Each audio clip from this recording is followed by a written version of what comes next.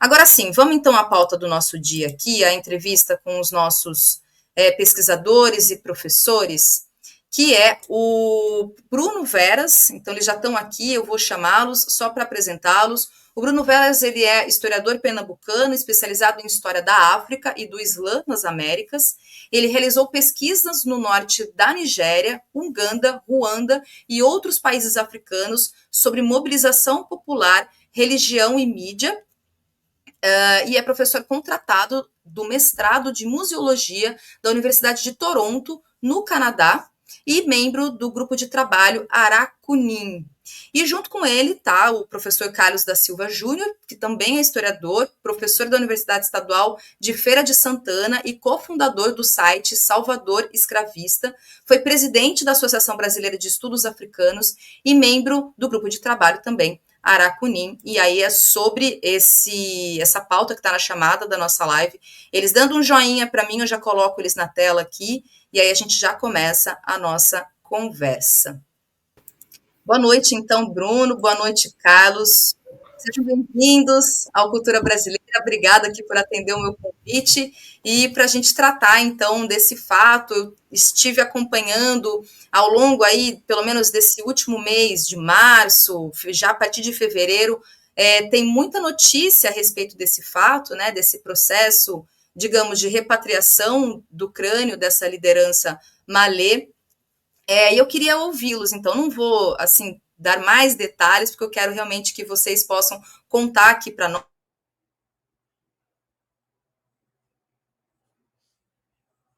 a descoberta desse crânio, como é que se chegou nessa informação e como é que se tratava, como é que se chegou nessa informação de que se tratava de um possível líder malê, porque teve algumas notícias que eu li que dizia que é um possível líder malê, e aí algumas notícias que cravam que de fato é um líder malê. Então, que indícios que foram colocados e que vocês pesquisaram e estudaram para ter essa certificação, essa afirmação que se trata realmente de uma liderança dessa revolta, da, digamos, principal revolta urbana escravista do século XIX, e que a gente precisa saber mais, estudar mais também a respeito. Boa noite para vocês.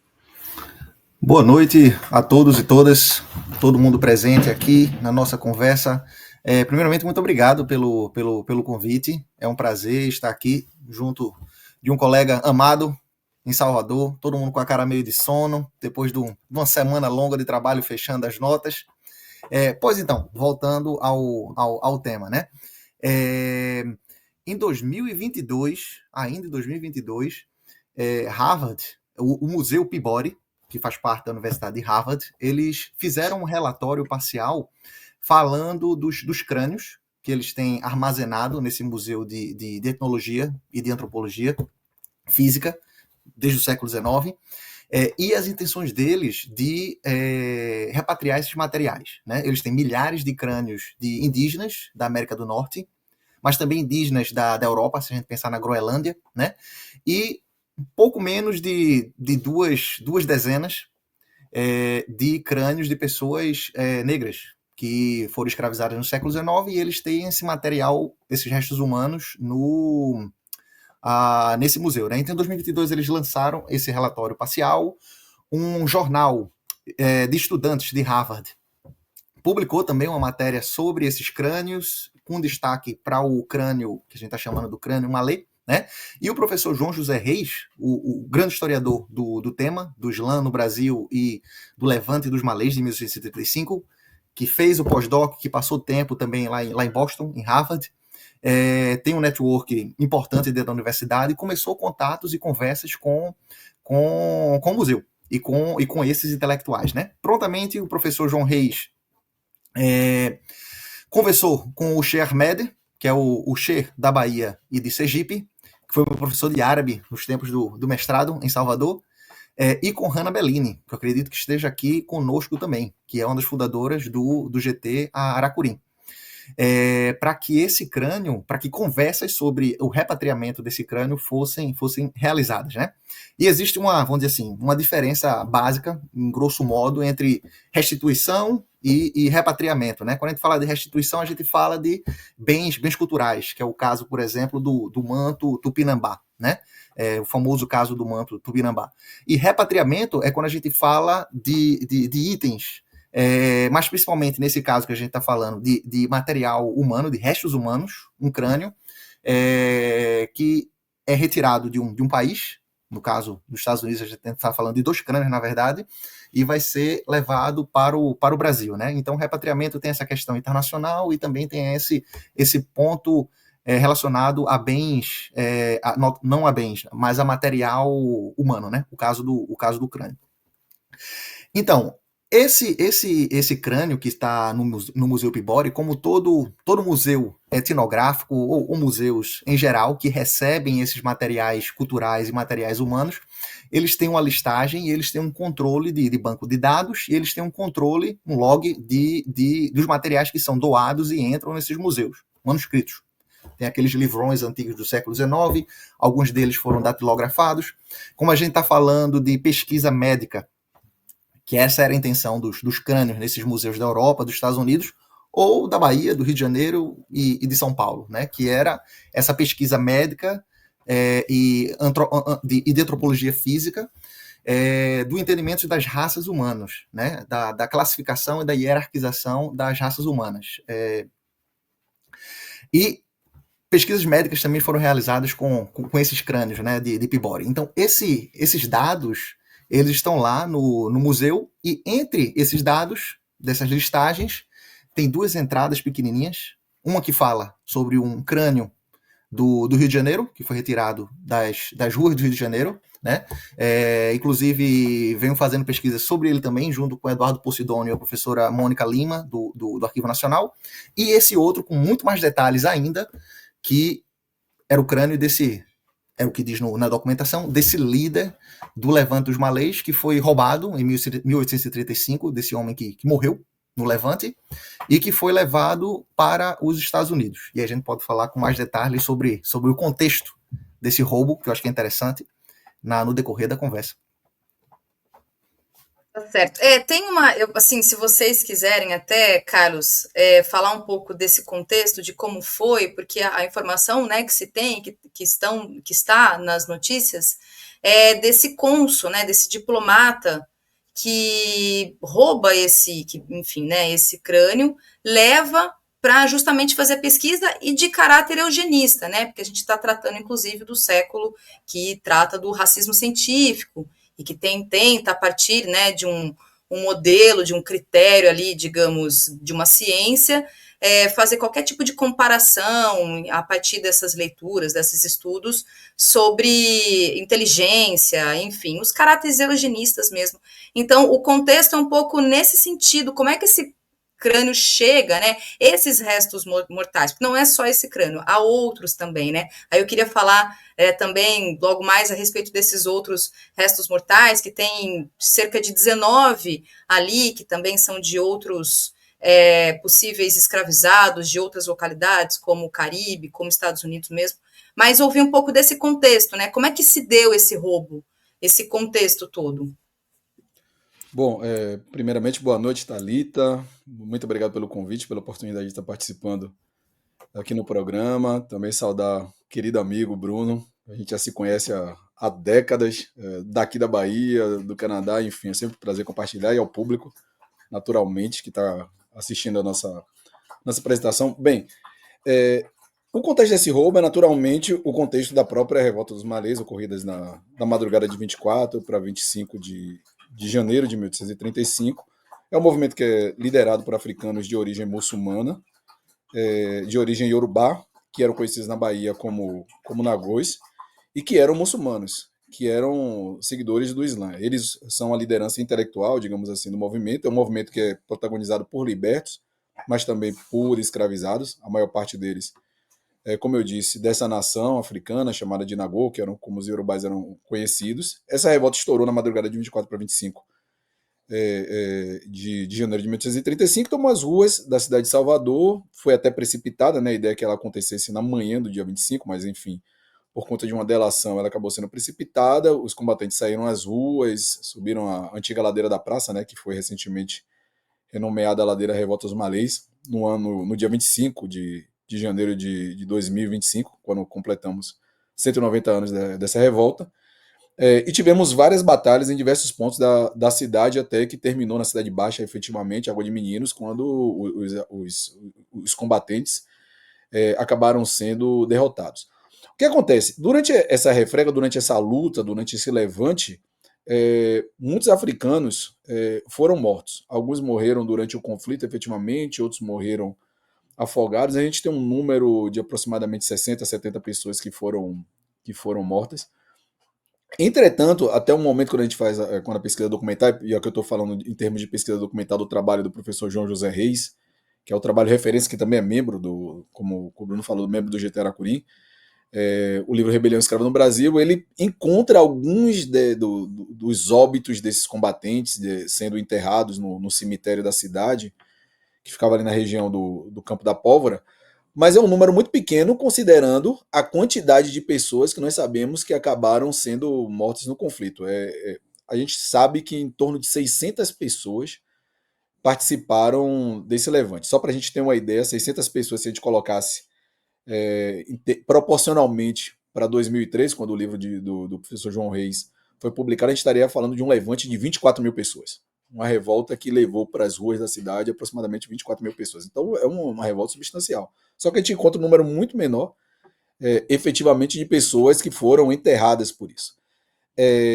No caso desse personagem que a gente está chamando aqui de Aracurim, aliás, o Sheikh Ahmed denominou de Aracurim, amigo, companheiro, justamente por conta desse papel na luta, ele foi atingido por uma bala, e nós sabemos disso, como o Bruno falou, porque há registros de Harvard falando sobre o contexto em que quem era aquela pessoa de quem cujo crânio estava sendo exibido. Ele foi atingido durante a batalha, foi levado para um local chamado Hospital de Jerusalém, que fica ali no centro da cidade. E depois disso a gente tem informações o tanto quanto nebulosas. A gente não sabe exatamente o contexto em que ele foi levado. A gente não sabe se ele foi tirado, então a gente está fazendo pesquisas, então é um trabalho ainda em andamento nesse sentido para poder desnudar outros aspectos, porque a gente não sabe se ele morreu no hospital e o corpo foi retirado de lá, se ele chegou a ser enterrado e o corpo foi retirado, mas o que sabemos é que esse cônsul, Gideon Snow, que Bruno tem pesquisado muito mais sobre ele tinha negócios em Alagoas, tinha negócios naturalmente em Pernambuco, mas também tinha suas conexões mercantis pela Bahia, pegou esse crânio e levou para Boston, e de Boston a gente sabe que ele chegou até o Peabody Museum da Universidade de Harvard. Então o contexto é um pouco nesse sentido. O que a gente precisa aprofundar é exatamente as condições nas quais esse crânio foi levado, se possível até identificar quem é a pessoa.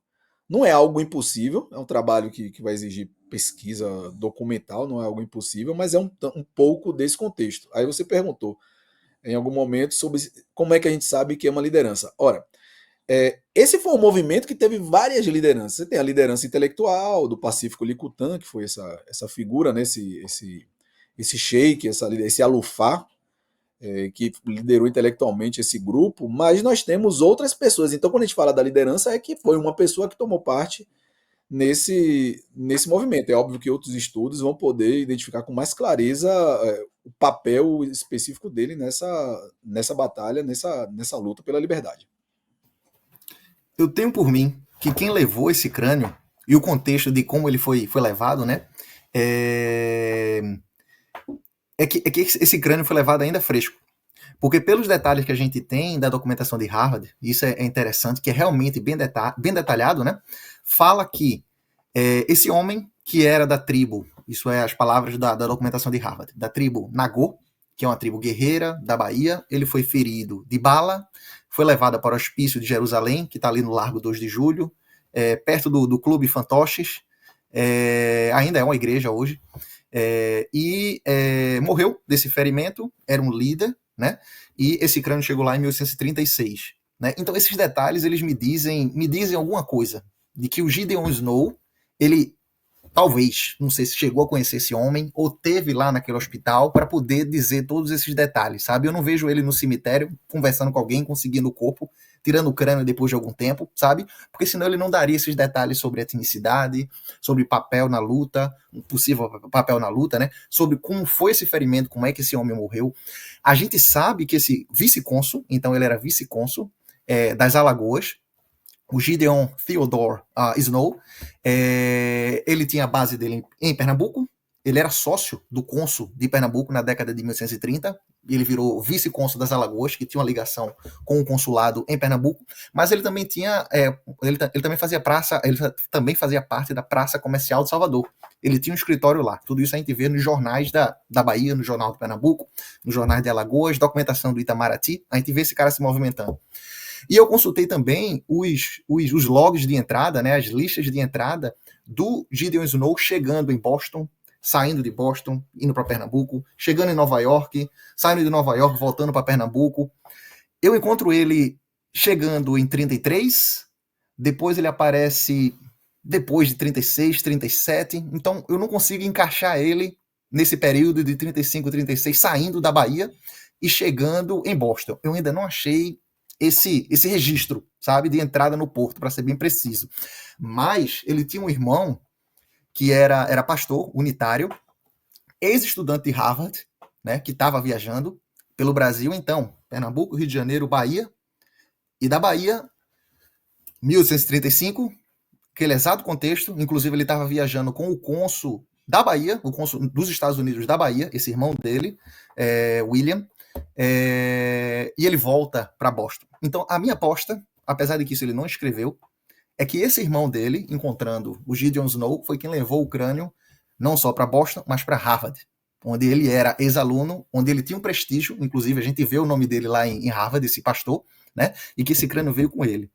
Esse silêncio, ele também me diz alguma coisa. É engraçado, né? O silêncio não tem nada lá, mas também me diz alguma coisa.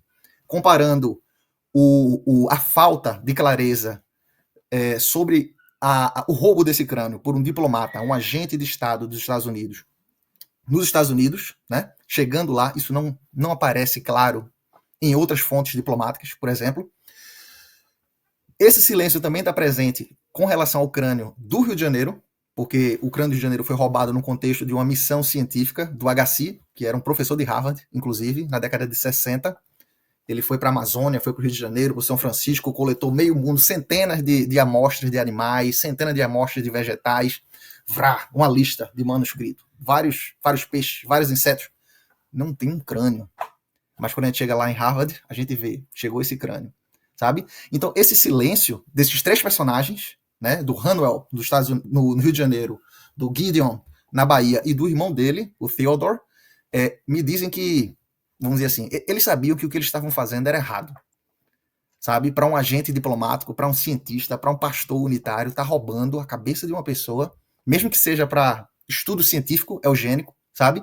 Eles sabiam que o que eles estavam fazendo era errado. Por isso que a gente não vê com clareza isso, como a gente gostaria, enquanto historiador, que isso estivesse lá bem marcado, sabe? Mas a gente encontra os indícios. Aqui e ali, essas coisas apontam. Mas aí, a partir disso que você coloca, Bruno, também dá para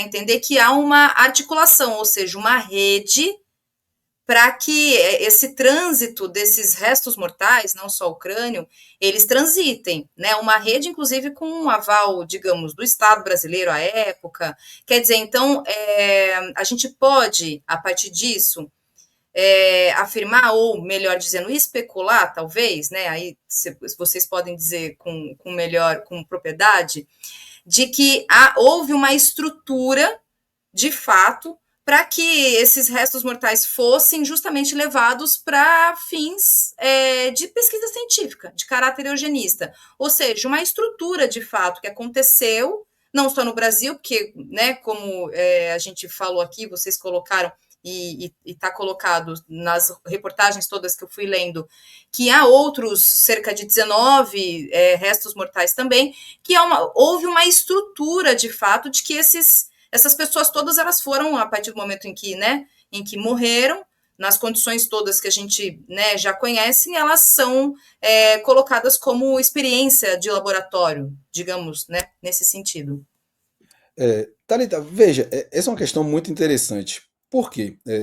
O crânio malê, ele tem o do Aracurim, como nós chamamos, ele tem essa dimensão dramática da experiência de partes do corpo de um ser humano, que nesse caso é um combatente da revolta dos malês, que foi levado para um outro país para ser submetido a experiências científicas. Bruno falou da descrição, então eu também concordo que muito provavelmente ele viu o corpo talvez ainda vivo, ou se viu já depois de morto, uma morte muito recente. Mas veja, isso também não é algo, digamos, extraordinário, porque nós temos muitos outros exemplos de experiências, de pesquisas científicas da época que eram realizadas em corpos de pessoas negras, não apenas de pessoas negras, né? Eu poderia citar aqui a Sarah Baartman, que ficou conhecida como a Venus Hottentot. Poderia citar o Ota Benga, que era a Sarah Baartman da África do Sul, no final do século XVIII para o século XIX, o Ota Benga, os zoológicos humanos que se proliferaram pela Europa e pelo próprio país dos Estados Unidos no final do século XIX, com exposições universais.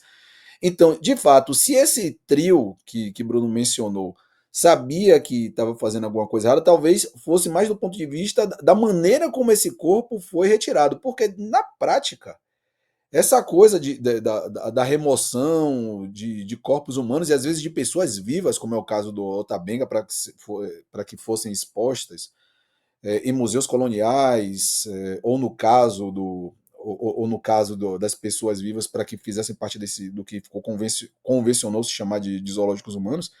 É uma realidade, tem muita coisa escrita já a essa altura sobre essas questões. Agora, de fato, como você chama a atenção, havia uma estrutura, e havia uma estrutura sobretudo por uma questão fundamental, que era a condição jurídica dos africanos nesse contexto que nós estamos falando.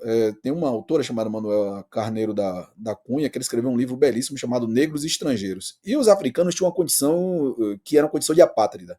Eles tinham sido retirados à força das suas nações, dos seus grupos étnicos de origem, tinham sido trazidos para o Brasil, só que uma vez libertos, ou ainda escravidão, eles não tinham consulados diplomáticos que pudessem atuar em seu favor diante de sevícias, de castigos, de exploração brutal. Mas eles também não eram reconhecidos como cidadãos brasileiros, ainda que eles tivessem sido a pedra fundamental na construção desse país. Então eles não tinham nem direito a apoio diplomático das suas nações, porque o Império do Brasil não reconhecia as nações africanas, os reinos africanos, como reinos dentro desse conceito das nações europeias.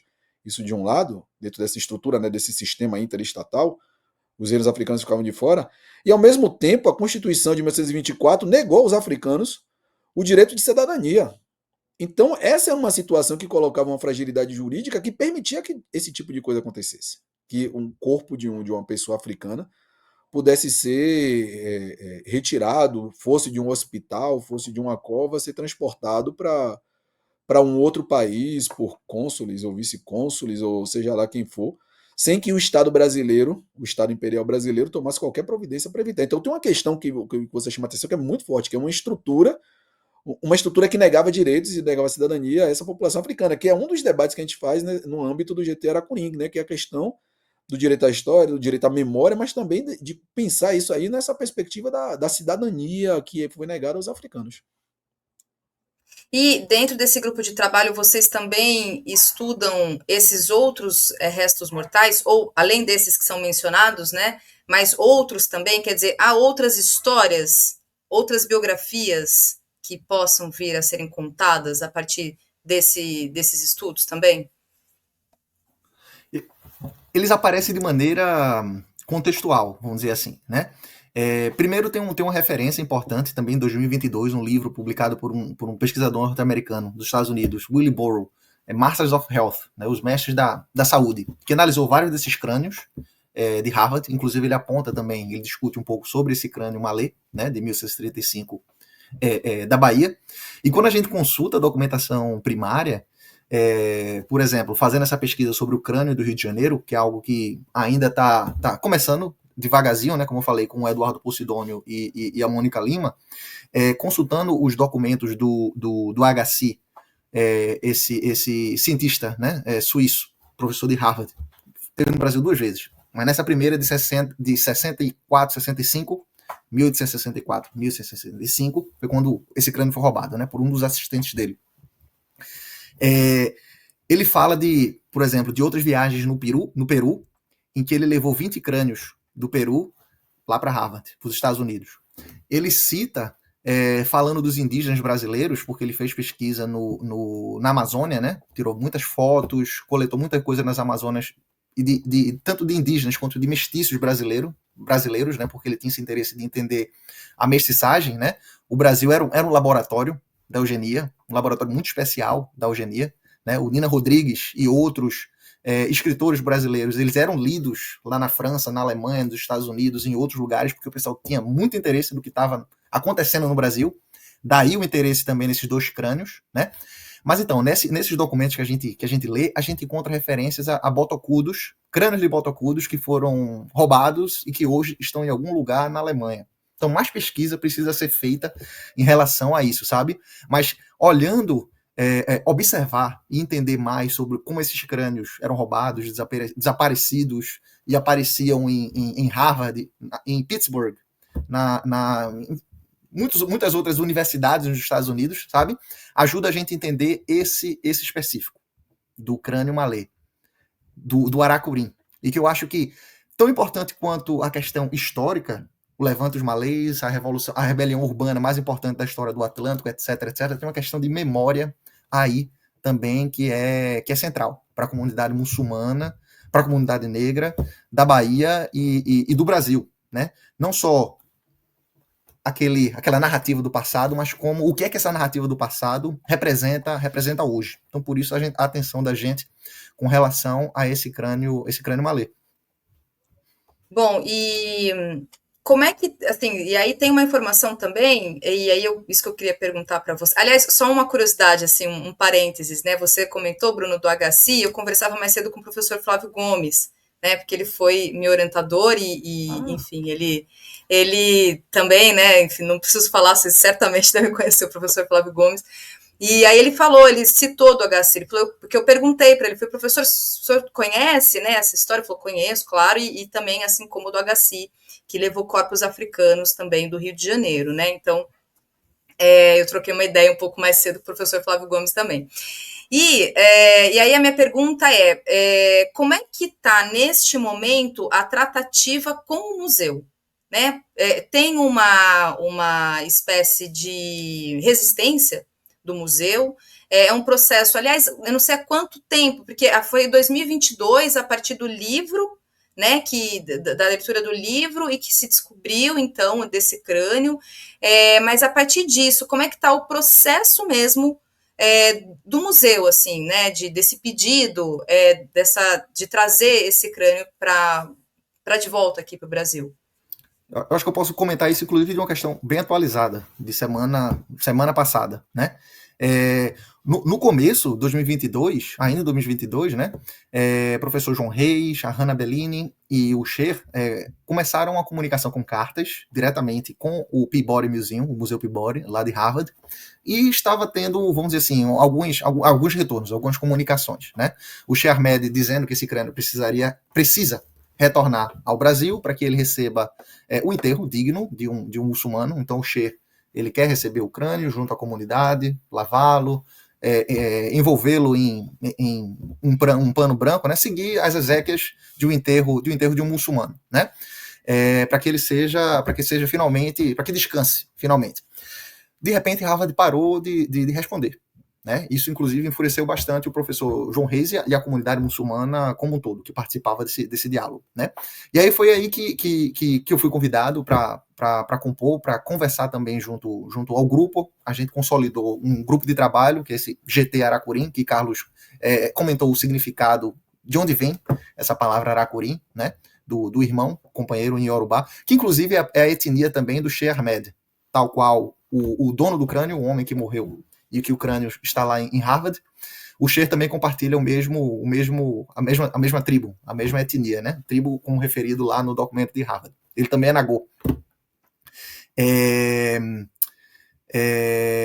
Sim, em 2023, então, a gente resolveu organizar um seminário internacional aqui na Universidade de Toronto. E aí a gente convidou Jackson Lima, um diplomata brasileiro, baiano, que hoje, inclusive, ele é o nosso representante na União Africana, ele está em Addis Abeba, na Etiópia. Ele compôs a mesa, o professor João Reis, Hannah Bellini, o Xer, e a gente teve essa primeira conversa internacional aqui na Universidade de Toronto, né, online. Em 2024, ano passado, a gente organizou novamente esse seminário internacional e a gente conseguiu chamar a diretora do Peabody Museum. Ela aceitou compor a mesa conosco, né? Então foram todo um diálogo político, uma organização para que ela viesse, que a gente pudesse conversar tanto em termos acadêmicos quanto políticos sobre o repatriamento, né?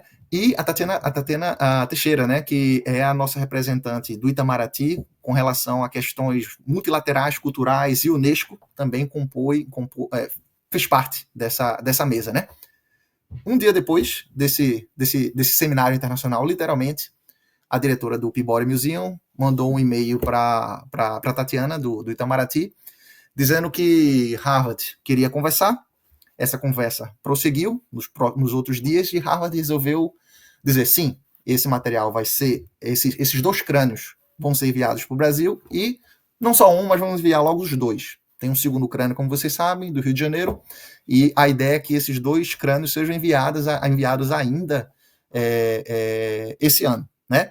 Estava bem estabelecido que a comunidade muçulmana da Bahia é quem vai receber e zelar e enterrar esse crânio, mas o do Rio de Janeiro ainda estava, vamos dizer assim, meio que em consulta, né? O Ministério da Cultura, o Ministério das Relações Raciais, e já vem sendo feita uma costura lá no Rio de Janeiro para que também esse material chegue no próprio Rio de Janeiro, na própria cidade, né? E lá eles vão fazer o que deve ser feito em relação a exames de DNA, exames dentários, e Carlos pode comentar mais em relação a esses detalhes também, que inclusive já está bem organizado para a Bahia. Bom, que esse do Rio de Janeiro, desculpa, esse do Rio de Janeiro não foi identificado, não tem nenhuma informação como é dessa liderança malê. Esse do Rio de Janeiro ainda não tem nenhum indício. Quem pode vir a ser... A quantidade de informações que a gente tem sobre o da Bahia com o do Rio de Janeiro. O Rio de Janeiro é algo que eu venho levantando, como eu falei, agora devagarzinho, junto com a Mônica Lima e o Eduardo Posidônio, né? Talvez em mais alguns meses a gente tenha tanto quanto o que a gente tem sobre o de Salvador. Mas até agora não.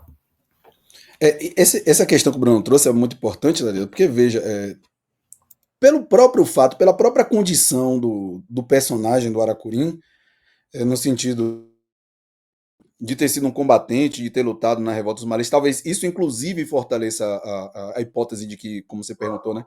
Como sabe o que é uma liderança? É porque fizeram questão de dar dados, detalhes sobre quem era o personagem. Obviamente isso a gente sempre pode questionar, mas será que eles estavam fazendo alguma propaganda? Mas o nível de dados sobre o personagem, sobre o Aracurim, indica que se tratava de alguém que combateu. E essa é uma hipótese que tem sido muito, muito forte. Esse é um tema importante porque ele trata não apenas da história da Revolta dos Malês, porque esse é um desdobramento da Revolta dos Malês, né? A gente fala da Revolta dos Malês do ponto de vista da batalha pela Bahia, pela liberdade, mas esse é um desdobramento, né? O que aconteceu com as pessoas após a revolta dos malês. Recentemente, um estudante de graduação da Universidade Estadual de Feira de Santana, que trabalha sob minha orientação, que também se chama Bruno Oliveira, descobriu que um dos personagens que estavam ali ligados à Revolta dos Malês, ele encontrou numa outra documentação. Então, já é uma história pós 1835. Então, ainda tem coisa para ser pesquisada nesse sentido. O que a gente está tratando aqui, no entanto, é de um tema que é muito sensível. Aliás, a gente está falando de memórias sensíveis, né? É uma memória sobre a escravidão, e o Brasil tem um problema muito sério com essas memórias da escravidão, a memória pública da escravidão, como é que ela se apresenta nas ruas da cidade, escravista sendo homenageado, traficante de escravizados sendo homenageado, ganhando nome de praça, nome de rua, prédio público, Enfim, tudo isso. A gente tem isso na Bahia. Eu faço parte de um grupo, que eu sou um dos fundadores, junto com outros colegas, Cândido Domingues, Moreno, Pacheco, Felipe Souza. A gente organizou um site chamado Salvador Escravista, e nesse site a gente faz uma discussão a respeito dessas memórias sobre a escravidão e como ela se apresenta nas ruas da cidade, a memória pública da escravidão. Quando todo esse procedimento for concluído, quando o Aracuni receber um enterro apropriado, segundo as tradições muçulmanas, que tiver um monumento, vai ser mais um local de memória da escravidão que vai merecer estudos, que vai merecer consideração.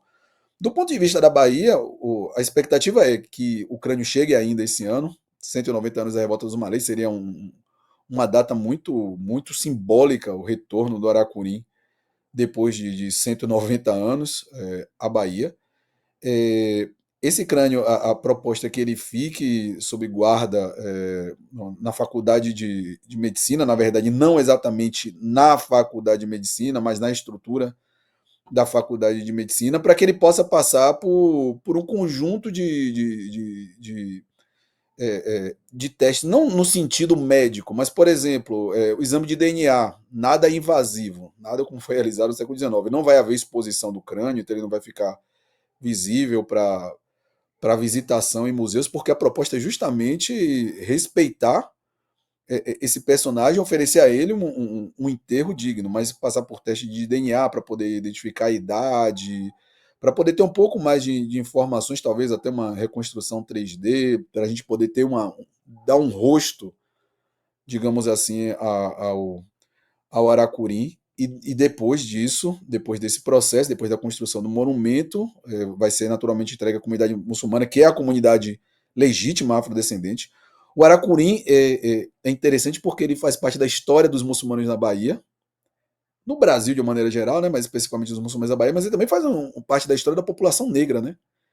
Então esse monumento é em respeito à comunidade muçulmana, mas também em respeito a essa população negra, e vai ser a ideia desse monumento é justamente nesse sentido, é dar um rosto ao Aracuri, dar o máximo de informações que nós pudermos oferecer a respeito desse personagem e depois, finalmente, permitir que o Aracuri descanse no local apropriado depois de 190 anos.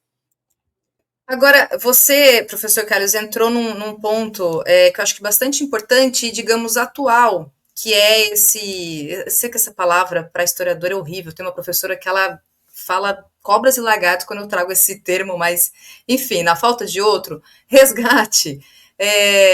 Pois é, historiador odeia esse termo, né? Mas essa rememoração, né? Essa memória que a gente pode reconstituir a partir dos lugares de memória que você bem mencionou e a partir de biografias também. Há um movimento, me parece, e aí vai realmente o meu comentário e a minha pergunta, bastante atual em justamente refazer esses caminhos, esses lugares de memória, né? A partir desses fatos históricos e desses indícios que estão nas cidades brasileiras como um todo, e aí você está trazendo Salvador, mas eu posso falar aqui do Rio, com uma pequena África que tem sido cada vez mais colocada como destaque de alguma forma, ou outros espaços. Em São Paulo, por exemplo, há um movimento chamado afroturismo, em que é feito também todo um movimento para que as pessoas façam caminhos e que entendam as memórias do tempo, né, colonial e, sobretudo, imperial, de as pessoas olharem para as cidades, olharem para os lugares onde elas estão passando e andando, a partir de histórias e biografias, por exemplo, e sejam atravessadas por esse período histórico, porque, como você bem disse, professor, a gente, e história é isso também, de alguma forma, a gente está o tempo todo num processo de disputa, né, sobre aqueles que tentam silenciar, né, tentam colocar algumas figuras heróicas que, na verdade, são genocidas, são escravistas, então, mas me parece que existe um movimento para que a sociedade se tome conhecimento e tenha essa sensibilidade ao caminhar, ao ter os percursos mesmo nas cidades brasileiras e tenham retomadas históricas a partir disso, assim. Vocês acreditam que há, de fato, esse movimento, a partir de tudo isso que eu fui colocando aqui? Veja, excelente questão. Nas últimas décadas, esse é um movimento das últimas décadas, aliás, é um movimento que a gente pode observar desde o final do século XX, né? Parece que estou falando de um período muito distante, são 25 anos, mas desde o finalzinho do século XX, você já vê em várias partes do mundo movimentações que questionam, grupos sociais que questionam esses símbolos escravistas nas grandes cidades. Muito dessa discussão chega ao Brasil a partir daquele período da pandemia, depois do assassinato de George Floyd nos Estados Unidos. Então você tem uma grande movimentação política, o movimento Black Lives Matter. Na Inglaterra você tem a derrubada da estátua do Eduardo Colston. Porém, grupos de organizações negras em Bristol já haviam questionado isso em 98. Em 98 já tinham questionado o fato de Eduardo Colston ter uma estátua lá na cidade de Bristol, sendo ele como era um escravista, um acionista da Royal African Company, da Companhia Real Africana, né?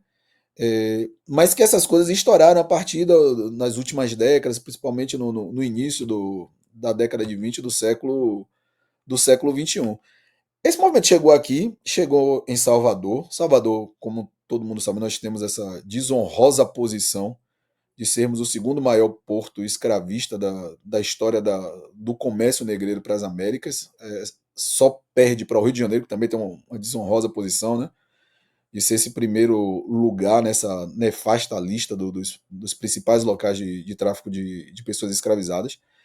Mas se você observa isso no Rio de Janeiro, você observa isso em Salvador, você observa isso no Recife, tem um grupo que também organizou uma página chamada Recife Escravista, Pernambuco Escravista, mais especificamente. Você tem coisas muito semelhantes para São Paulo. Quer dizer, os movimentos sociais vêm questionando a presença e a pertinência dessas homenagens, porque essa, novamente, é uma discussão sobre o direito à memória e o direito à cidade.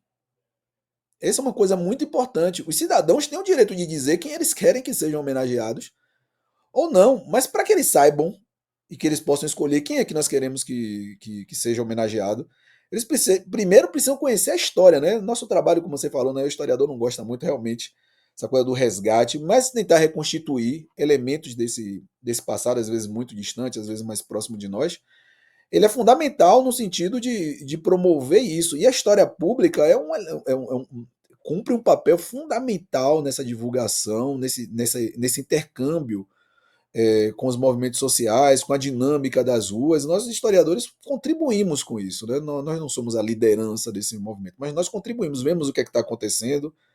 As demandas, por exemplo, São Paulo, há alguns anos, teve o incêndio à estátua do Borba Gato. São Paulo é repleta de símbolos que fazem homenagem aos bandeirantes, por exemplo, que são figuras absolutamente nefastas, predadores de populações indígenas, participavam em expedições contra quilombos, etc. Aí você tem ruas, né? Raposo Tavares, tem Palácio dos Bandeirantes, tem de tudo. Em São Paulo, em Salvador, por exemplo, você passa ali naquela região do Porto de Salvador, Conceição da Praia, não tem um marco que diga assim, ó, aqui foi o local onde se batizou ao longo de 350 anos, alguns milhares, centenas de milhares de africanos. Então é uma memória difusa da escravidão nas grandes cidades escravistas, e esse tipo de trabalho colabora justamente nesse sentido de dialogar com esse campo da história pública e da memória sobre a escravidão. Eu ia apontar só uma coisa, complementando uma coisa interessante que Carlos falou, né?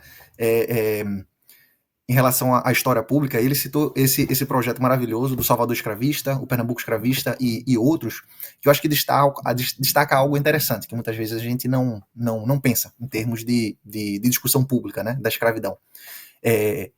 A história da escravidão não era só a história do escravo, sabe? Não é só a história do cara, da criança, da mulher que foi retirada à força da África, sobreviveu, criou cultura, criou a pequena África, no Rio de Janeiro, em outros lugares do Brasil. Mas também é a história do cara que traficou. É a história do cara que deu a chibatada. É a história do cara que comprou.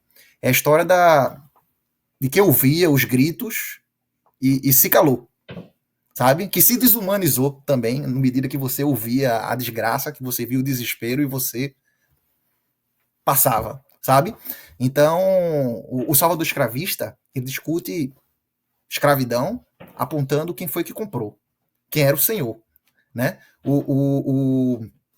Tem um projeto novo que tá saindo agora do Felipe, que lá no Rio de Janeiro, que está falando também justamente dos senhores políticos do Brasil que eram donos de gente, sabe? Então acho que essa discussão é tão importante quanto, se a gente for pensar em termos de discussão pública, de cura social, como alguns querem, né? Que essa verdade seja apontada, que a gente resgate ou reconstitua ou coloque um palco para que as vozes do escravizado sejam ouvidas, mas que também a gente possa colocar um holofote e entender quem foi que comprou, a família que vendeu, quem ouviu e que se calou, sabe? História da escravidão não é somente história negra, é uma história de quem vendeu e quem deu chibatada também, sabe? Então acho que esses projetos que Carlos apontou, de história pública, eles também enxergam essa dimensão. É por isso que o monumento, né, e o debate que a gente vem fazendo em termos de mídia, de internet e também no espaço físico, como do monumento que a gente está colocando, também vai falar do Gideon Snow. E como um representante do Estado, dos Estados Unidos da América, roubou um crânio no Brasil.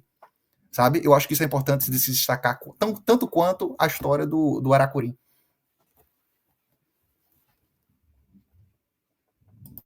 Enquanto você falava, Bruno, eu fui até buscar aqui se o Snow tem cara.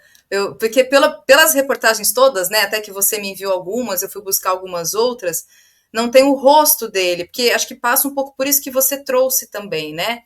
Esses que se beneficiaram, lucraram e que se desumanizaram também, numa medida, né, dentro dessa estrutura escravista, eles, a gente não tem, assim, não tem, a partir dessa história, o rosto deles, né? Quem são esses homens, essas pessoas, né? Eu fui buscar, a título de curiosidade mesmo, né? Quem é essa pessoa, né? Que promoveu enfim, fez todo esse processo. É interessante colocar isso, né? É por isso que a gente quer trazer esse debate, como o Carlos e os outros colegas da Bahia fazem com o Salvador Escravista, também para o campo das mídias. Né? Eu acho que é um terreno importantíssimo quando a gente discute memória, né? Essa disputa pela memória, pensando no livro do Jones, com relação à escravidão. Né? E como que a gente tem essa noção de hiperimagem quando a gente vai para as mídias. Né? A gente precisa ver. A gente procura uma foto, a gente procura o rosto do Gideon Snow, a gente procura o rosto do Aracurim, e eu acho que isso tem uma vamos dizer assim, uma consequência para a gente debater isso em termos de memória, né? A gente não tem o rosto do Gideon Snow, mas a gente tem uma foto do túmulo. A gente sabe exatamente onde é que está esse túmulo, em que lugar lá em Boston. Dá até vontade de ir lá e saquear e fazer alguma maldade também, mas a gente não vai fazer isso não. Tá certo. Bom, e o governo brasileiro nessa história toda? Porque também o Itamaraty está envolvido nessa discussão, nessa negociação. Aliás, numa das matérias que eu li, me corrijam, acho que não sei se eu li errado, interpretei errado, mas havia uma expectativa desse crânio chegar agora em janeiro, justamente nesse aniversário dos 190 anos da Revolta dos Malês, né? Isso, enfim, acabou não acontecendo. Mas vocês têm informação assim do Itamaraty, para além do posicionamento que estamos conversando, estamos negociando? Houve um avanço nesse sentido por parte do governo brasileiro? Bom, eu vou fazer um comentário breve. Bruno tem conversado muito próximo ao Itamaraty, então ele pode dar mais detalhes. Agora, uma coisa que eu acho importante dizer. Desde os contatos do Itamaraty, a gente tem tido muitos avanços. O pessoal do Itamaraty, na figura de Tatiana, tem se mostrado muito receptiva e tem trabalhado firme nesse processo, nesse procedimento de repatriação. Agora, não é um procedimento também fácil, né? Porque tem muita coisa. É a repatriação de restos mortais. Isso tem um conjunto de procedimentos burocráticos que precisam ser cumpridos para poder realizar. O ideal seria que ele tivesse chegado em janeiro, mas ainda assim, não sei se nós teríamos tempo hábil para a construção do monumento, etc. Mas o ideal é que tivesse chegado, que tivesse desembarcado aqui no Brasil em janeiro. Mas o Itamaraty tem sido bastante. Tem operado de maneira muito próxima conosco nesse sentido. Agora, antes de passar para Bruno, o que eu acho importante dizer é que o que o Itamaraty está fazendo, em alguma medida, Bruno falou isso em algum espaço, e eu fiquei refletindo sobre isso, é também uma reparação do Estado brasileiro. O Estado brasileiro tem a obrigação de fazer isso, na medida em que, primeiro, foi copartícipe na escravização de centenas de milhares, e no caso do Brasil, de milhões de pessoas, a gente está falando de 5 milhões de pessoas que foram desembarcadas, que foram pelo menos embarcadas em navios de bandeira brasileira, de Portugal, a esmagadora maioria delas desembarcou aqui no Brasil.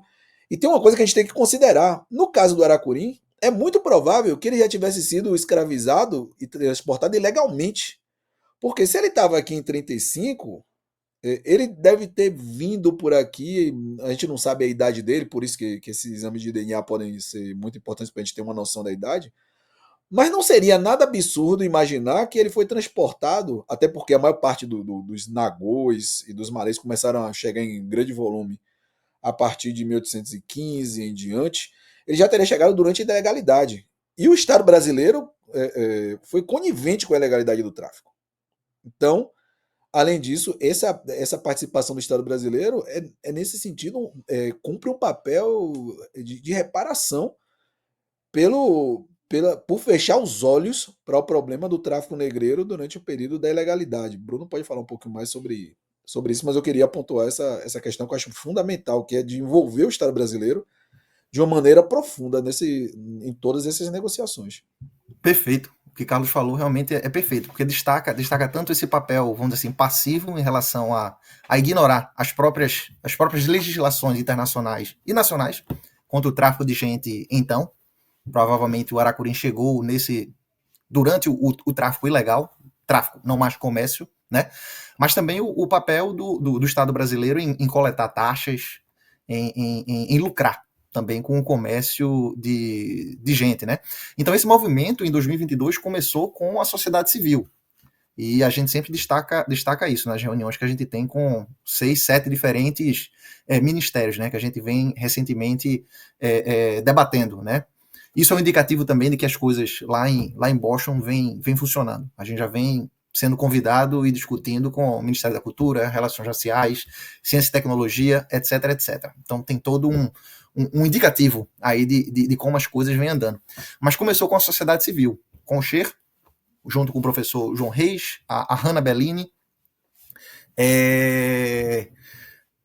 para que, através do envio de cartas e comunicação direta com Harvard, do Centro Cultural Islâmico da Bahia e Harvard, para que esse crânio fosse repatriado, né? 2023, 2024, a gente começou a organizar esses seminários, chamou a diretora para um terreno neutro, que no caso foi aqui no Canadá, para uma conversa, nem a Bahia, nem os Estados Unidos, lá em Toronto. E aí eu acho que esse diálogo foi mais fluido, sabe? A gente, inclusive a figura do Jackson Lima foi essencial, nosso diplomata negro baiano, que está agora lá na Etiópia, foi essencial também para nos guiar nos meandros da diplomacia brasileira, né? A gente passava horas conversando sobre a melhor maneira de fazer isso. Então, o papel do Jackson foi essencial, né? Inclusive, a gente apontou para a necessidade de criações de meios institucionais mais claros para que a sociedade civil possa pleitear, possa pautar outros futuros processos de repatriamento e de repatriação e de restituição, né? Mas isso foi feito assim, por conhecimento de Jackson, meu amigo de longa data da Nigéria, né? Que depois disse que a pessoa correta para chamar junto também era a Tatiana. Então, é um movimento da sociedade civil, né? Que envolveu o Estado brasileiro não só porque é vamos dizer assim, o agente institucional para o diálogo internacional, diplomático. Isso era necessário, realmente, segundo o estatuto e as negociações com Harvard, mas isso se dá também, como o Carlos bem colocou, em termos de reparação histórica, né? Foi uma chance e oportunidade para que o Estado brasileiro possa atuar em questões de memória e de história da escravidão, quando no século XIX ele lucrava e fazia vistas grossas ao tráfico de gente, né? Então, por isso que a gente está pensando essa questão em termos de reparação histórica, quando a gente pensa o papel do Estado brasileiro. Só para finalizar, né, o quando que chega. Tem duas questões. Tem todo esse movimento que a gente vê dos outros ministérios, né, e as coisas de diplomacia nunca são... Essa é a data, até ter uma data, né, porque as coisas mudam. A gente está vendo o que está acontecendo nos Estados Unidos agora e como as coisas mudam de uma hora para outra, né? Então tem essa primeira questão que a gente vê da movimentação interministerial, da assinatura de convênios com a UFBA para receber e fazer o teste de DNA dos dentes, para a gente entender se a saúde, a idade do aracurim, etc, etc. Então a gente vê a assinatura desses convênios sendo feitas, preparadas, e tudo isso é um indicativo de que tá perto, sabe? E dois, o ideal é que se faça o mais rápido possível, porque a gente está lidando com os Estados Unidos da América, sabe? E que no século XIX não eram confiáveis, agora não sei. Quer dizer, não sei, a gente sabe que não, né? Então, o quanto antes isso for feito melhor. A própria situação das universidades, né? Não, até a própria situação das universidades estadunidenses também, que estão passando por processos até de censura, enfim, acho que esse indicativo é importante mesmo. E aí, eu queria, assim, vocês falaram que tem esse estudo no Rio de Janeiro junto com a professora Mônica Lima, né? Fui aluna dela também. E aí ela, inclusive, que foi com ela que eu estudei a Revolta de Carrancas, que ela, inclusive, disse que foi uma revolta, que foi a partir da revolta que direcionou um pouco a lei de pena de morte, né, que condenava a forca de 35, e todas as revoltas, né, que aconteceram ali no mesmo processo histórico, ali naquele mesmo momento. Estou falando tudo isso para perguntar para vocês. Parece talvez uma pergunta um pouco batida no campo da história, mas em termos gerais mesmo, assim, para a gente discutir isso publicamente, sobre a importância, a partir desse fato, da gente retomar esse século XIX e todo esse processo mesmo dessas revoltas todas, sobretudo porque, de maneira geral, ainda há um imperativo de uma pretensa ideia de um processo histórico em que os povos escravizados e eles se colocavam de maneira pacífica, né? Enfim, as relações elas não eram necessariamente de revolta, né? Ainda há um Gilberto Freire muito pairando sobre como se pensava esse momento histórico. Então, assim, estou falando tudo isso para justamente perguntar para vocês. Eu sei que vocês estão dando esses indicativos aqui da importância histórica da gente, a partir desse fato, compreender a dimensão da importância dessas revoltas todas, mas eu queria ouvir realmente mais sobre assim, o grau de importância desse século XIX e tudo isso, e claro, em particular da revolta dos malês e o grau de importância da revolta dos malês, que ela é considerada, né, a mais importante, né, a em destaque revolta daquele período em termos mesmo de uma insurgência, né, dos povos escravizados, ou não necessariamente dos libertos também, mas uma insurgência contra esse sistema, né, essa estrutura escravista presente até aquele momento. Veja, esse século XIX, você sabe bem, os historiadores costumam criar grandes terminologias para essas grandes periodizações, né? Então, Hobsbawm fala de Era das Revoluções e tal. O século XIX poderia ser bem definido como a Era da Abolição, ou a Era da Liberdade, ou a Era das Revoltas, porque efetivamente você tem ao longo do século XIX um conjunto de manifestações, de movimentos pela liberdade em várias partes do mundo. A gente está pensando aqui o caso específico do Brasil, desde o início do século XIX, nessa questão específica da escravidão, você tem o que o professor João Reis chamou de ciclo de revoltas escravas, que é uma coisa que começa lá em 1807, porque talvez para os ouvintes seja importante só explicar rapidamente, a chegada dessa população muçulmana na Bahia, ele é resultado de movimentos político-religiosos que estavam acontecendo na África Ocidental. O Bruno conhece bem essa história. E esses movimentos políticos religiosos, que são liderados por um grupo também muçulmano chamado Fulani, resulta na escravização e na deportação de milhares de pessoas para a Bahia, mas também para Cuba, e depois isso tem outros desdobramentos com colapsos de impérios africanos que vão resultar na chegada dessa população de origem iorubá, em alguns casos, e aí dentro dos iorubás, essa população muçulmana, que são os malês aqui na Bahia.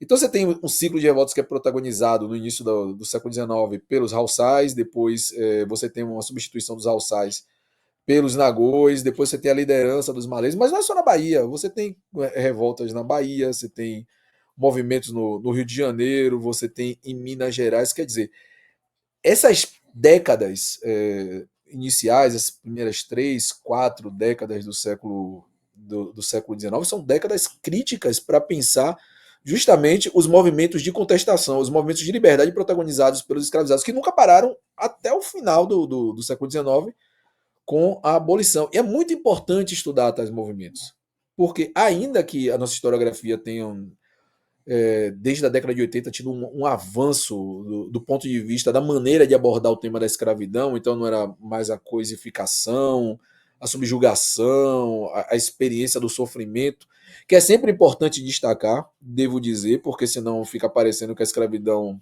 parece que o escravizado chegou aqui para participar de candomblé, chegou aqui para se organizar em grupo étnico, para dizer eu sou malê, eu sou jeje, eu sou Minas, sou Nagô, enfim. Banto. Banto, Angola, Congo, ou seja, parece que essa população veio para cá, ela foi trazida à força para exercer os trabalhos nas plantations de café, nas plantations de cana-de-açúcar, na mineração. Então é sempre importante demarcar essa dimensão. Mas igualmente importante é demarcar a experiência da resistência. E a resistência que vai se configurando de diversas maneiras. A forma mais espetacular é, naturalmente, a rebelião, a revolta, os incêndios, as plantações, os assassinatos dos senhores e feitores, as fugas. Flávio Gomes é nosso grande especialista em fugas e formações de quilombos, mas outras formas de resistência que são moleculares, sabe? Às vezes a gente pode falar em formas de resistência atômicas. Então ainda tem muito campo para estudar, sem desconectar dessas grandes conjunturas, né? Isso está acontecendo no momento que o tráfico era ilegal. São movimentos de rebeldia, de resistência, liderados por africanos, no momento em que a escravidão era ainda uma escravidão, se sustentava na força de trabalho de africanos e todo mundo operando na ilegalidade. E o Estado brasileiro, novamente, conivente com isso. Então a gente ainda tem que estudar. Tem muito material para ser estudado.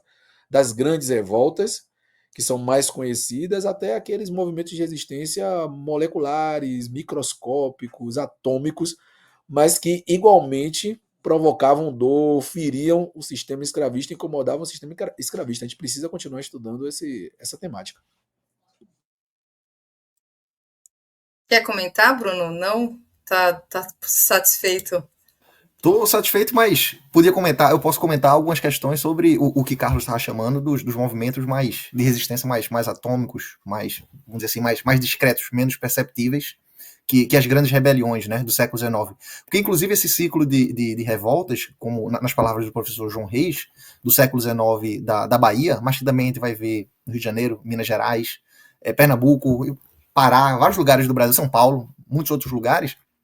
Para o caso da Bahia, existe uma coincidência que a história da África explica, né, como o Carlos estava falando.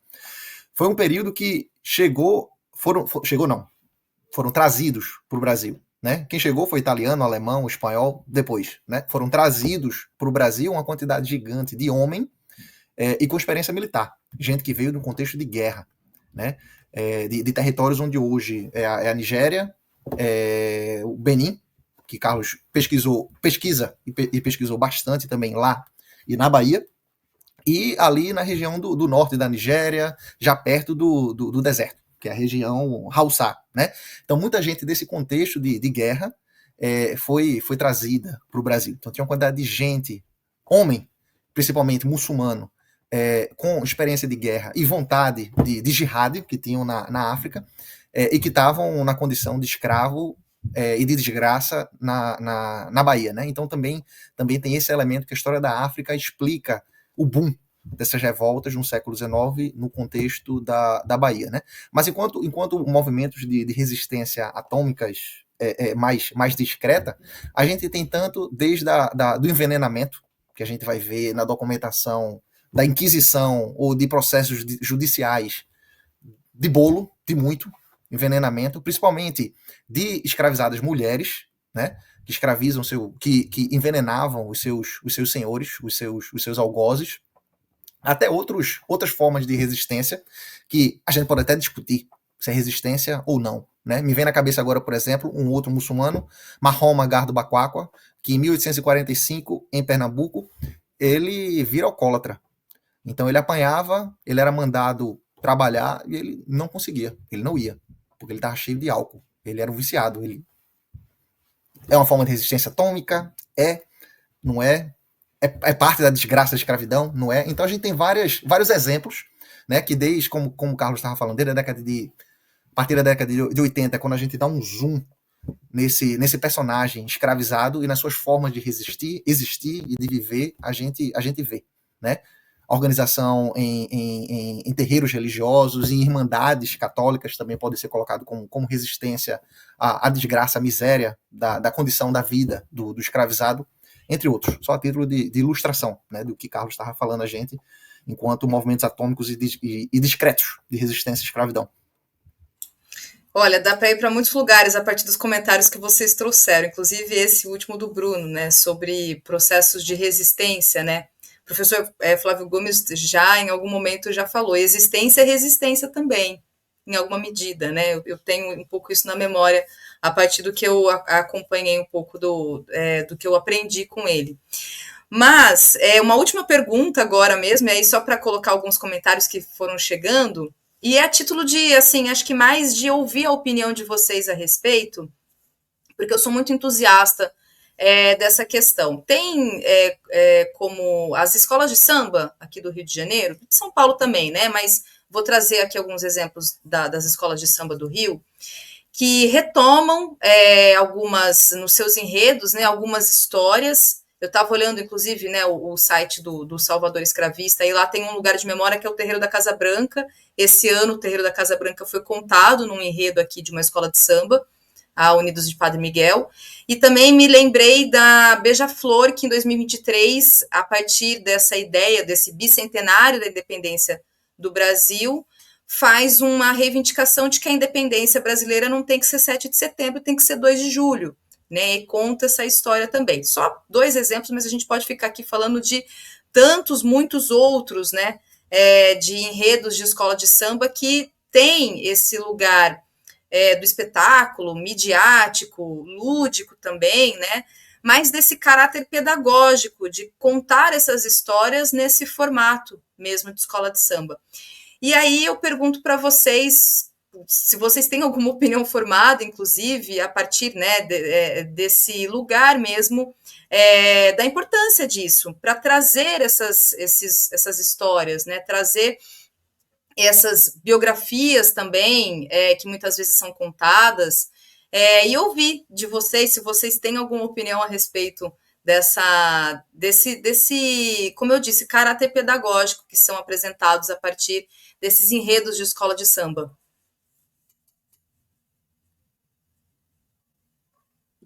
Quer começar? Pronto, começo sim.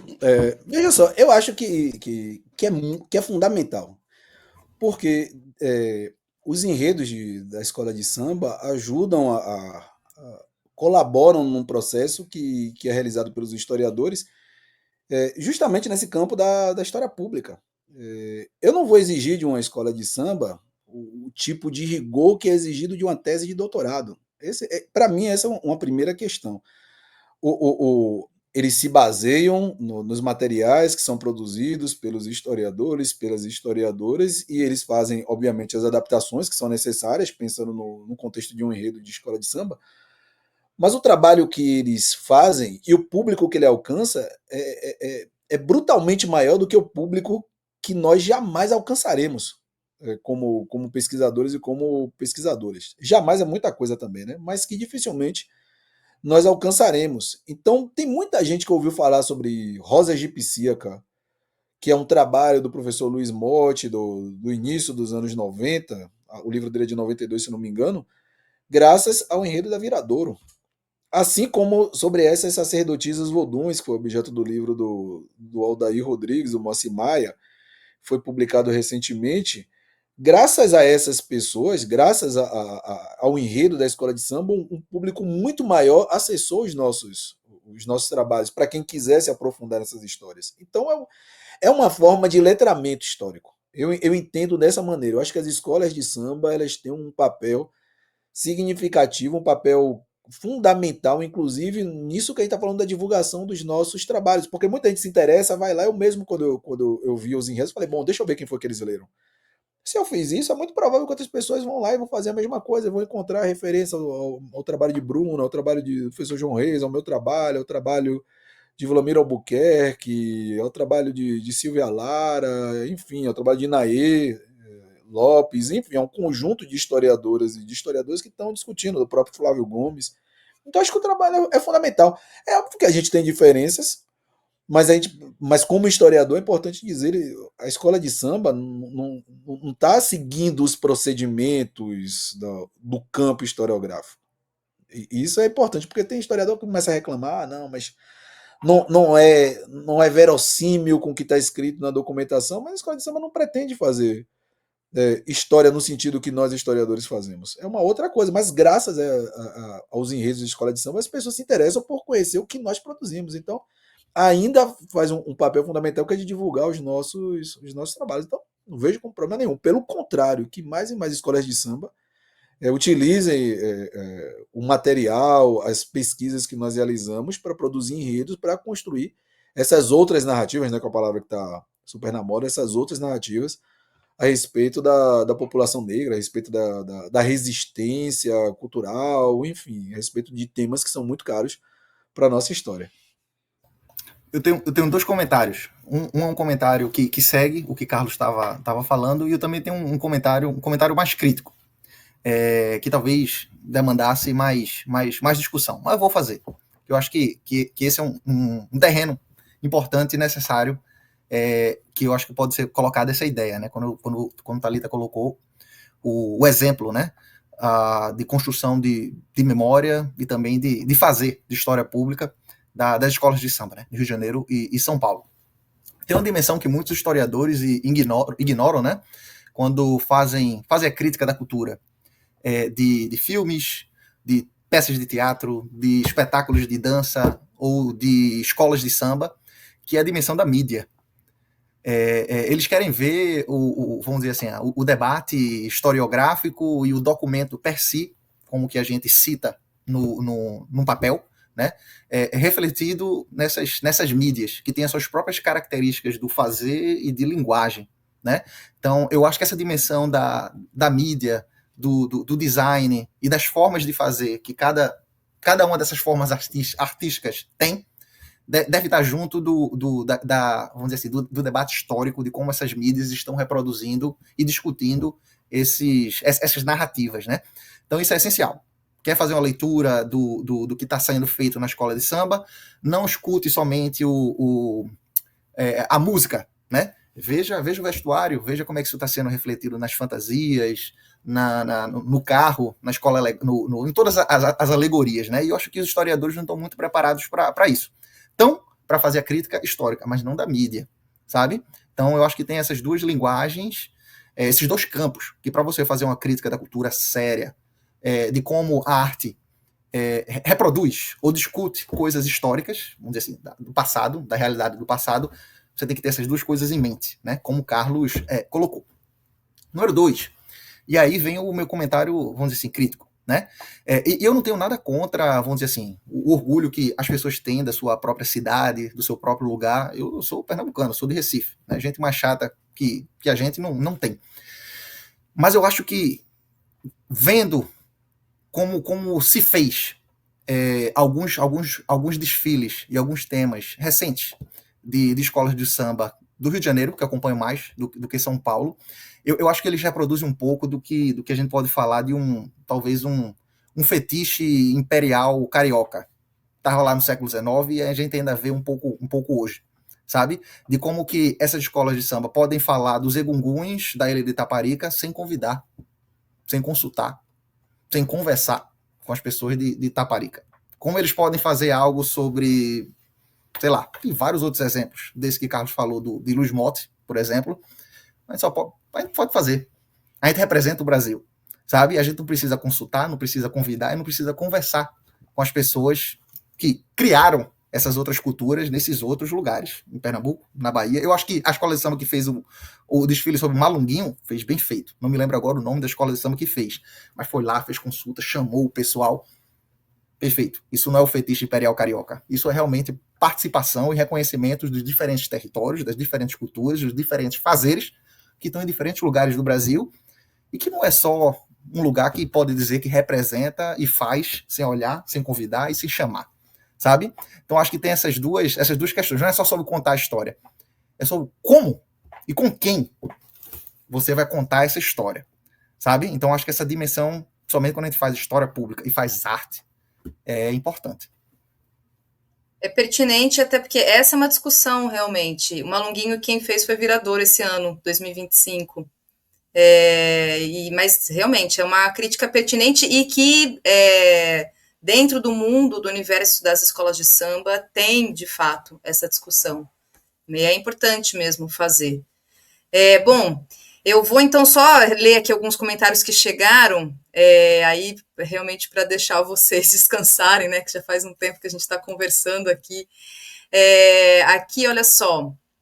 O Red York, ele diz o seguinte: os malês eram alfabetizados, pois eram muçulmanos, enquanto que muitos dos senhores eram completos analfabetos.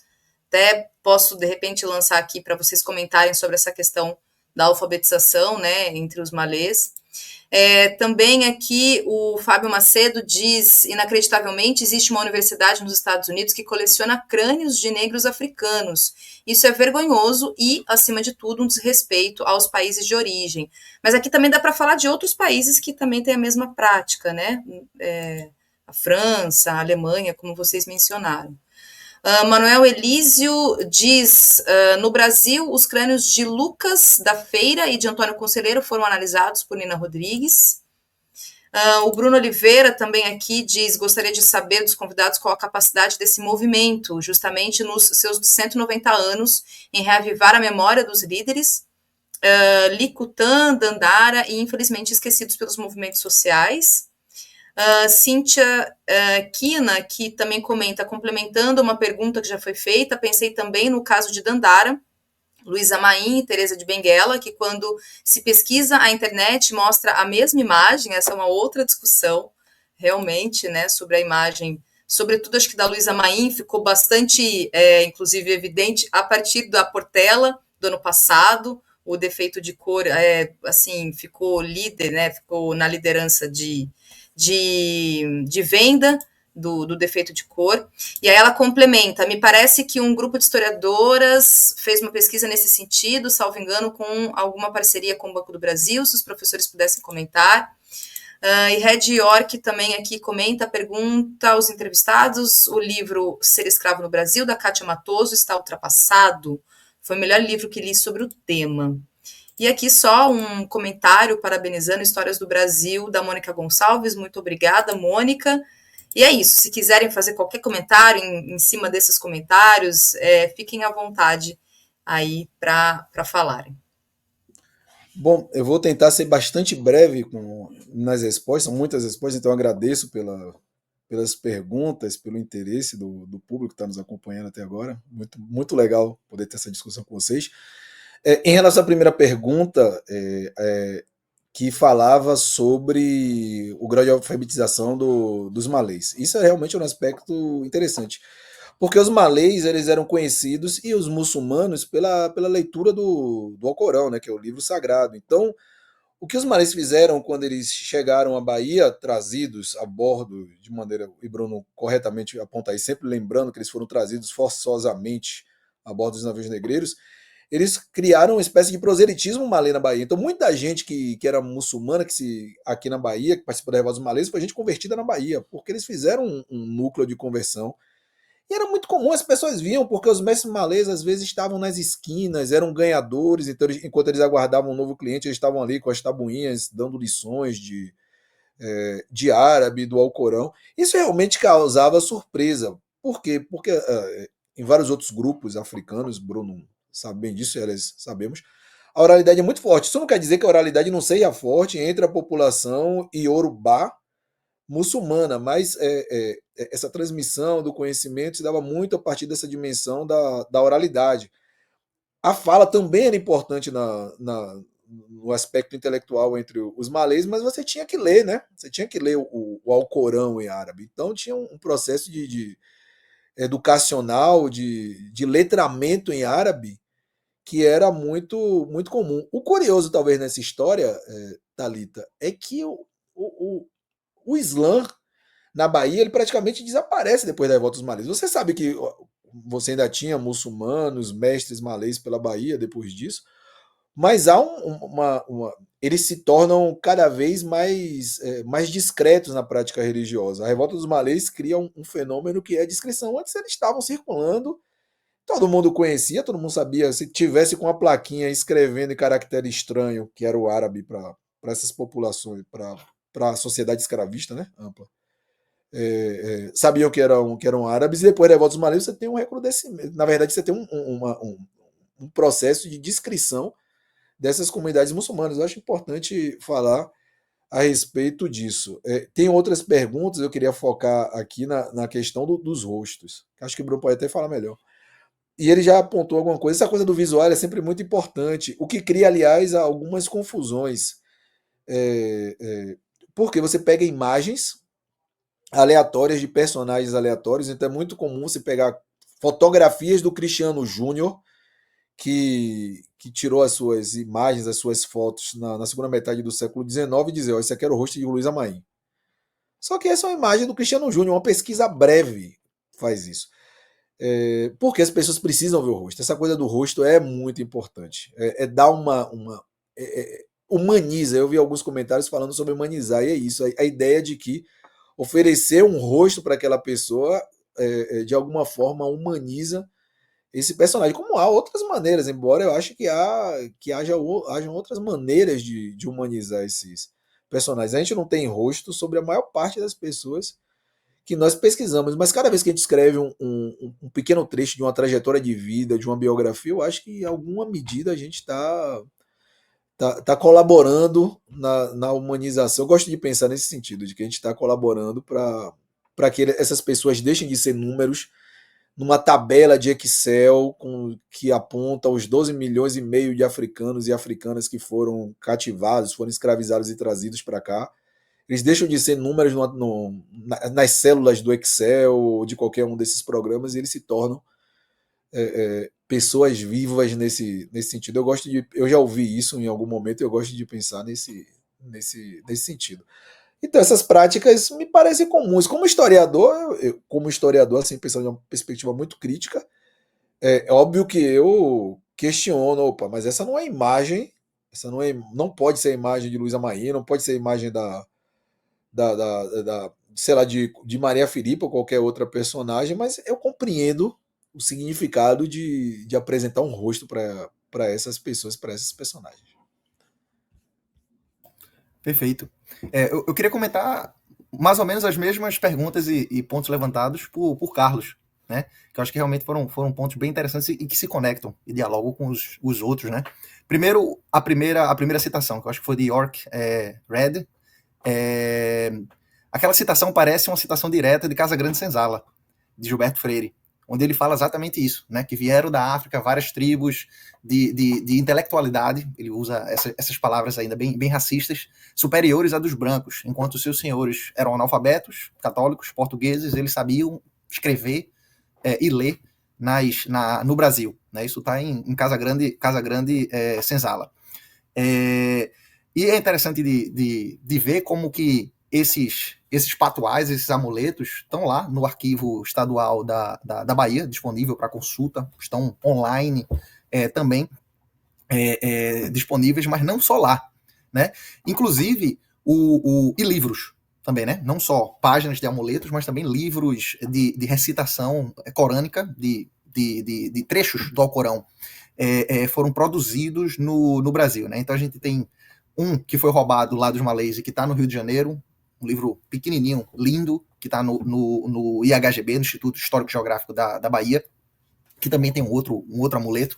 Tem um que foi roubado e está lá na Biblioteca Municipal do Porto, em Portugal, talvez mais uma luta no futuro de repatriamento, de restituição, né? Tem um outro em Le Havre, na França, um outro livro também está disponível online, também manuscrito, né?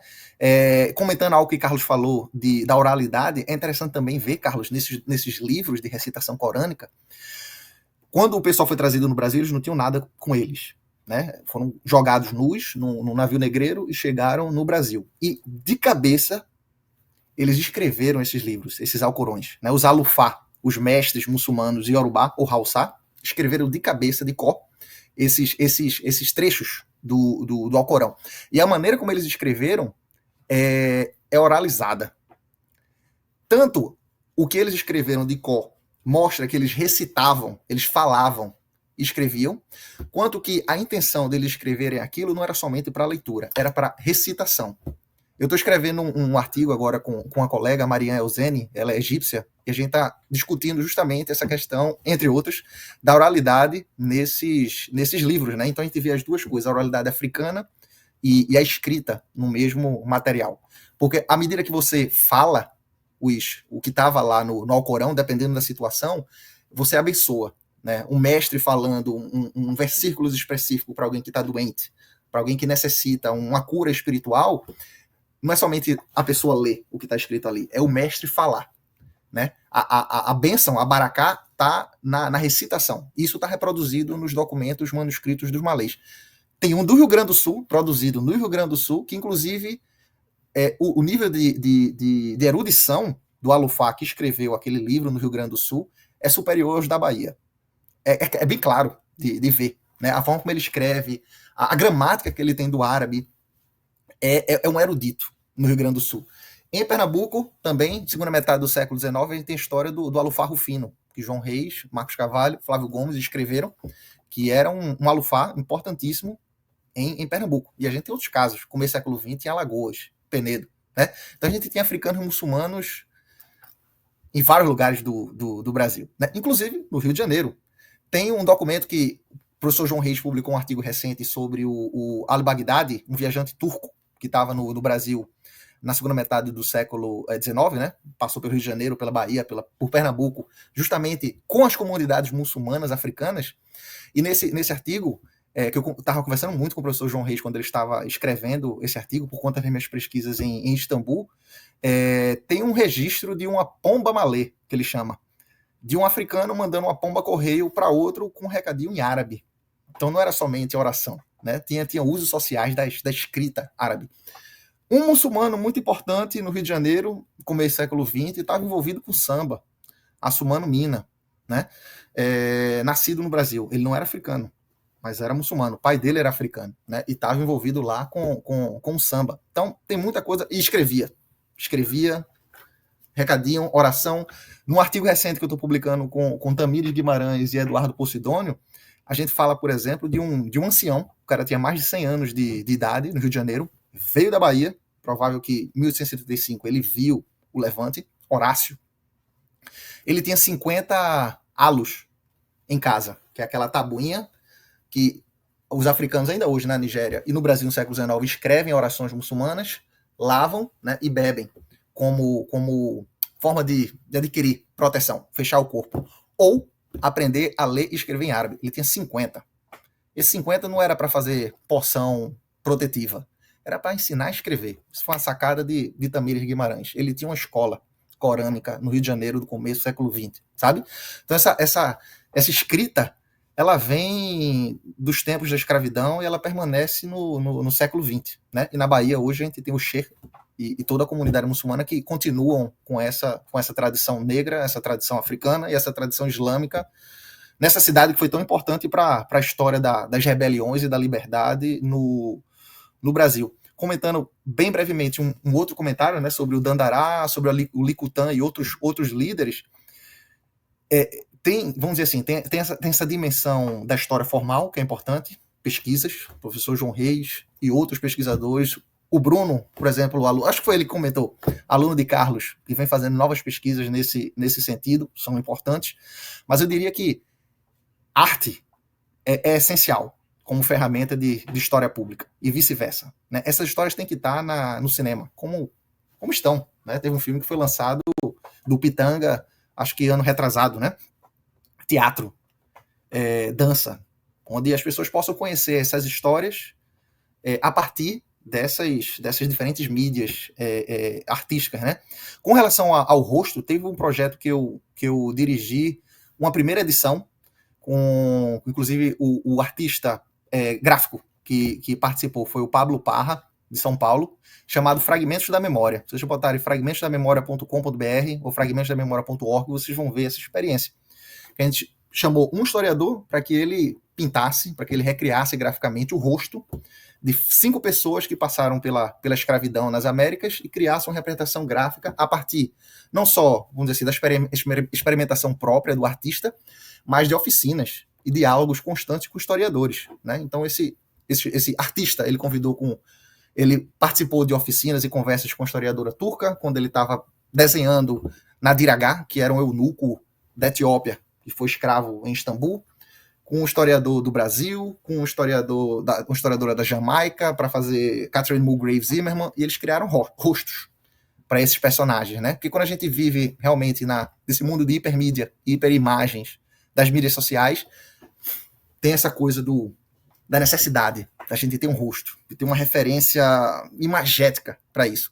Eu acho que mais do que historiadores discutindo isso, a gente precisa de gente do campo da mídia ou do jornalismo para escrever e pensar sobre essas questões mais teóricas, né?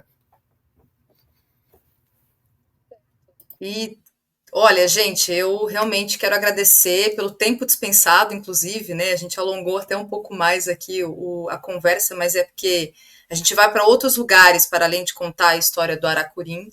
Aracurim, é isso, né? Pronunciei corretamente. Tá, então, mais uma vez... Então, agradeço mesmo a disponibilidade de vocês.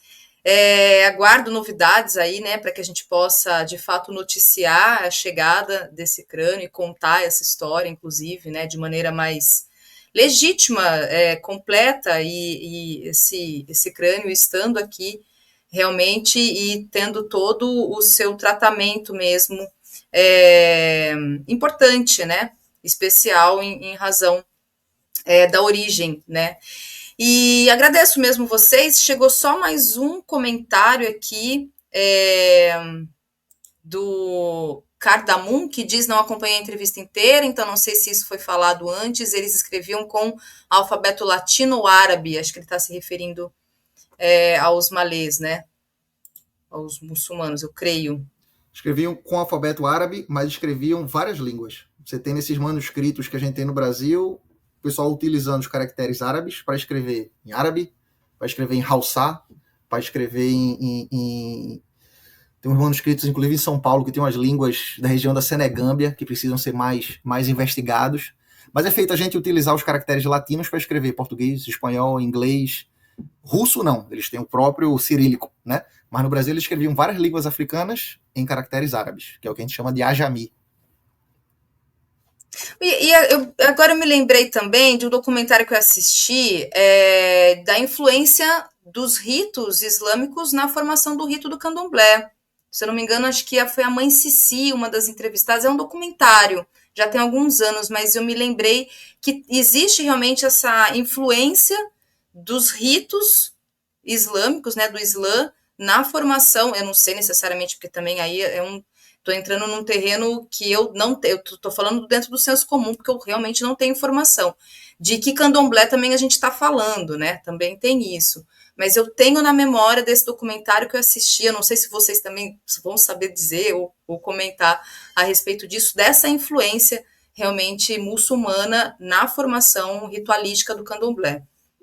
Thalita, veja só, essa é mais um desses papos que talvez a gente precisasse de uma outra live para conversar. Bruno sabe bem disso. no século XIX, na virada da primeira para a segunda metade do século XIX, houve uma invasão das forças das autoridades policiais baianas para um candomblé. Esse candomblé era liderado por um homem que era Haussá. Os Haussás são, historicamente, né? Mas enfim, a gente conhece os Haussás como muçulmanos. O nome desse candomblé era um candomblé muçulmi. Era um candomblé muçulmi. Muçulmi é, obviamente, uma menção a muçulmano. E entre os Haussás havia uma religião de transe chamada Bori. Então, não dá para duvidar que talvez tenha havido em algum momento um processo de adaptações culturais àquela realidade, onde tradições do Islã e tradições das religiões tradicionais africanas tenham se misturado a tal ponto que você tem, como eu acabei de dizer, um candomblé, uma batida policial num candomblé, que é um candomblé muçulmi liderado por um homem que é Haussá, e os Haussás eram, em sua maioria, muçulmanos, entre outras coisas, nessa coisa do abadá, de vestir branco, tem um conjunto de outras práticas que talvez uma investigação de natureza histórico-antropológica possa, com o trabalho etnográfico, possa revelar mais elementos dessa tradição muçulmana. Nas ruas da cidade talvez já é mais óbvio, mas mesmo no candomblé. Acho que aí é um bom ponto de investigação. Mas só para você saber desse candomblé muçulmi. Perfeito. São questões que são mais complexas do que, vamos dizer assim, um primeiro olhar parece, né? Por exemplo, na religião da Jurema, em muitas casas de Jurema, Catimbó, vários lugares do Nordeste, né? Para você ser iniciado na Jurema, em algumas delas, Jurema é uma religião, vamos dizer assim, bem descentralizada, você precisa ser batizado na Igreja Católica, sabe? Então você já vê aí uma interpenetração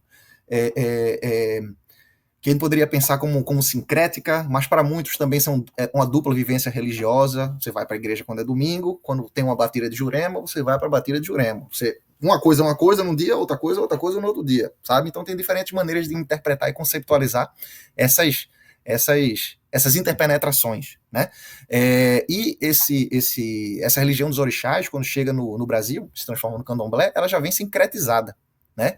Já existiam influências do Islã por exemplo, mitologias iorubá, de como se constituíram alguns orixás e como que os orixás se relacionavam. Tinha já um diálogo com o Islã, né, explicando algumas das mitologias iorubá. Então, essa mistura, inclusive, não começa no Brasil. Essas religiões já da África, inclusive própria da própria ontologia do existir dessas religiões africanas, que são muito mais como é que chama? De soma e inserção do que de separação. A gente vai ver no Brasil também muçulmanos que eram casados com mulheres que eram católicas. Os filhos eram batizados na igreja católica, sabe? O cara era muçulmano e casava na igreja católica. Então, são coisas bem complexas, né? E que mais pesquisas e mais arte e mais história pública para as pessoas conhecerem vão contribuir para que a gente entenda mais disso no decorrer dos anos. Tá certo, tá bem. Mais uma vez, então, agradeço vocês. É isso. Espero que, de repente, em alguma outra oportunidade, vocês possam voltar aqui para dar essa notícia mesmo, né, do retorno do crânio, do Aracurim, e, a partir disso, contar a história dele. Inclusive, até, de repente, ele pode virar a ser um enredo de escola de samba. Pode ser, quem sabe, né? De repente, pensando aí numa projeção para o futuro. Mas tá bom, olha só, Bruno, Carlos, mais uma vez, agradeço vocês mesmo e é isso. Até a próxima. Tchau, tchau para vocês. Obrigado, gente. Tchau, tchau.